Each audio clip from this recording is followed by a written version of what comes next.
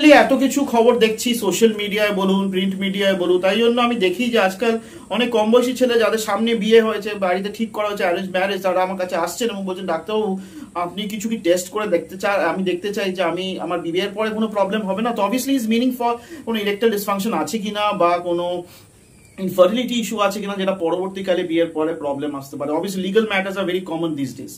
সেই ক্ষেত্রে আমি বলতে চাই, দেখুন প্রিম্যারিশিয়াল একটা টেস্ট অনেক রকম হয়।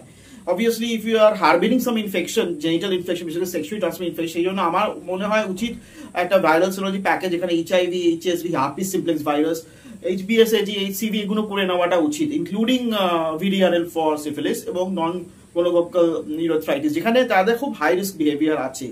এবং সেকেন্ড হচ্ছে যদি কোনো হেরিডিটি প্রবলেম থাকে, বিশেষ করে থ্যালাসেমিয়া বলুন বা সিস্টিক ফাইব্রোসিস আমাদের দেশে খুব একটা কমন নয়, কিন্তু সিকল সেল ডিজিজ এগুলো যদি আগে থেকে টেস্ট করে নেওয়া তাহলে ভালো হয়। কিন্তু এই ক্ষেত্রে এই ক্ষেত্রে যেখানে ইরেকটাইল ডিসফাংশন বা ইনফার্টিলিটি নিয়ে লোকজন চিন্তিত, সেখানে আমি বলতে চাই যে সিমেন অ্যানালিসিস, বেসিক সিমেন অ্যানালিসিস এবং একটা টেস্টোস্টেরন লেভেল যদি করে দেওয়া হয় এবং ডাক্তারবাবুর কাছে যদি আপনি যান, দেখেন যে কোনো টেস্টিকলসে কোনো প্রবলেম নেই, তো বা অনেক সময় আমি ফাইমোসিস পেয়েছি এবং অপারেশন, আমি বলবো অপারেশন কি করবেন, আপনার 15 দিন পরে তো বিয়ে, এইগুলো অনেক হয়েছে। সুতরাং আপনি যদি একজন অ্যানালিস্টের কাছে যান, ডু দ্য নর্মাল টেস্ট, দেখবেন অনেকটাই আপনি রিলিফ পাবেন।